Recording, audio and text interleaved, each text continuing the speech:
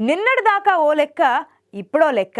సీనియర్లు కాదు, సీన్ మార్చేవారు కావాలి. అనంత జిల్లాలో అదే వ్యూహంతో ఉంది టీడీపీ. సుదీర్ఘకాల అనుబంధం ఉన్న, ఇన్నాళ్ళు సైలెంట్గా ఉన్న నాయకుడిని తెరపైకి తెస్తోంది. దశాబ్దాల క్రితమే ఫ్యాక్షన్ పోరులో తొడగొట్టిన బీసీ నాయకుడిని బరిలోకి దించే వ్యూహంతో ఉంది. ఆ నియోజకవర్గంలో కొత్తగా తెరపైకి వచ్చిన ఆ నాయకుడెవరు?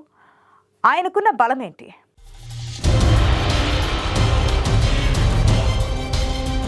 పుట్టపర్తి చిన్న పట్టణమే అయినా ప్రపంచ ఆధ్యాత్మిక కేంద్రంగా విరాజిల్లుతోందా ప్రాంతం. ఉమ్మడి అనంతపురం జిల్లాలో రాజకీయంగా ఇప్పుడు అందరి చూపు పుట్టపర్తి వైపే ఉంది. ఇక్కడ తెలుగుదేశం టికెట్ ఎవరికి కేటాయిస్తుందన్నది పార్టీ శ్రేణుల్లో ఉత్కంఠ రేపుతోంది. పార్టీలో ఇప్పటికే దిగ్గజ నేతలున్నా కొత్త పేర్లు తెరపైకి వస్తున్నాయి. మాజీ మంత్రి పల్లె రఘునాథ్ రెడ్డి ప్రస్తుతం పుట్టపర్తి టీడీపీ ఇన్ఛార్జిగా ఉన్నారు. గతంలో మంత్రిగా కూడా పనిచేసిన పల్లె పార్టీకి బలమైన నేతగా ఉన్నారు. ఇలాంటి పరిస్థితుల్లో కొత్తగా తెరపైకొచ్చారు సంఘా సుధాకర్. పుట్టపర్తి టీడీపీలో ఆయన అందరికీ తెలిసిన వ్యక్తే. ఇప్పుడు లైమ్ లైట్లోకి వచ్చిన 30 ఏళ్లుగా తెలుగుదేశం పార్టీ కోసం అలుపెరగని పోరాటం చేస్తున్న నాయకుడాయన.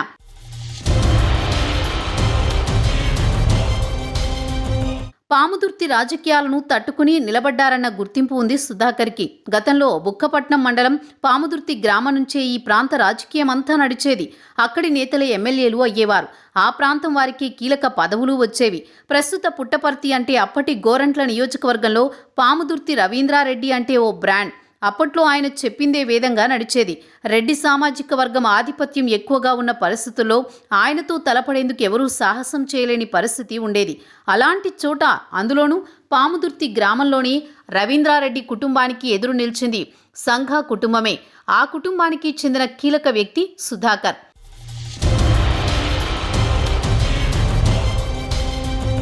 పాముదుర్తితో పాటు చుట్టుపక్కల గ్రామాల్లో అప్పట్లో ఎక్కడైనా తెలుగుదేశం పార్టీ జెండా ఎగరేయాలంటే భయపడే పరిస్థితులుండేవి. నియోజకవర్గం నుంచి పోటీ చేసే అభ్యర్థులు కూడా ఆ గ్రామాల చుట్టుపక్కలకు కూడా వెళ్లేవారు కాదు. ఇక ఎన్నికల సమయంలో ఆ ఊళ్లలో ఏజెంట్లు కూడా ఉండేవారు కాదు. అలాంటి పరిస్థితుల్లోనే పాముదుర్తి రవీంద్రారెడ్డి కుటుంబానికి ఎదురు నిలిచారు సంఘా సుధాకర్. 1994లో మాజీ ఎంపీ నిమ్మల కిష్టప్ప అక్కడ ఎమ్మెల్యే అభ్యర్థిగా పోటీ చేశారు. ఆ సమయంలో పాముదుర్తి ఆయన్ని రానివ్వకుండా అడ్డుకున్నారు. అప్పుడు సుధాకర్ దగ్గరుండి నిమ్మలని గ్రామంలోని ప్రతి వీధిలో తిప్పారు. అలా 3 దశాబ్దాలుగా ఫ్యాక్షన్ ప్రభావిత ప్రాంతంలో తెలుగుదేశం పార్టీ జెండా ఎగిరేలా చేశారు. 2004లో కాంగ్రెస్ అధికారంలోకి వచ్చిన తర్వాత సంఘా సుధాకర్ కొన్నాళ్ల పాటు అజ్ఞాతంలోకి వెళ్లాల్సి వచ్చింది. అప్పటి నుంచి పార్టీ కోసం కష్టపడ్డ నాయకుడిగా గుర్తింపు ఉన్న సుధాకర్ ఇప్పుడు పుట్టపర్తి టికెట్ రేసులో ఉన్నారన్న టాక్ నడుస్తోంది.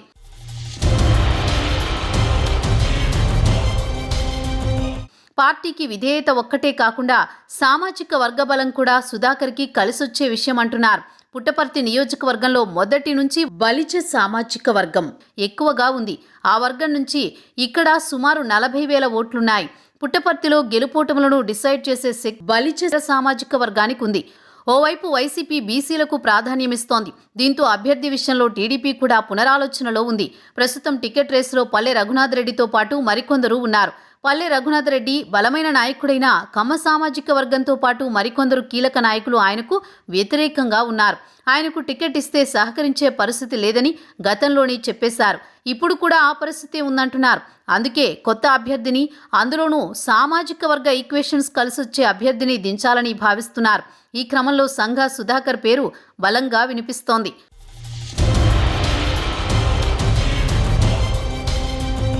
టీడీపీ అధినేత చంద్రబాబుతో పాటు నారా లోకేష్ని కలిసిన సమయంలో నియోజకవర్గంలో యాక్టివ్గా ఉండాలని సంఘా సుధాకర్కి సూచించినట్లు తెలుస్తోంది. లోకేష్ పాదయాత్ర సమయంలో కూడా భారీగా వాహనాలతో తరలివెళ్లి అందరి దృష్టిలో పడ్డారు సుధాకర్. పుట్టపర్తి నియోజకవర్గంలో ఇటీవల జరిగిన సర్వేలో కూడా సుధాకర్ పేరు బలంగా వినిపించిందంటున్నారు. ఏ విధంగా చూసినా ఈసారి పుట్టపర్తి నియోజకవర్గంలో సామాజిక వర్గ ఈక్వేషన్స్కి టీడీపీ పెద్దపీట వేసేలా కనిపిస్తోంది. అందులో గెలుపోటములను ప్రభావితం చేసే బలిజ సామాజిక వర్గానికి చెందిన సుధాకర్ పేరు మరింత బలంగా వినిపిస్తోంది. మరి పుట్టపర్తిలో టీడీపీ స్ట్రాటజీ ఎలా ఉండబోతోందో, చివరికి తెరపైకొచ్చేదెవరో ఈ నెలలో తేలబోతోంది.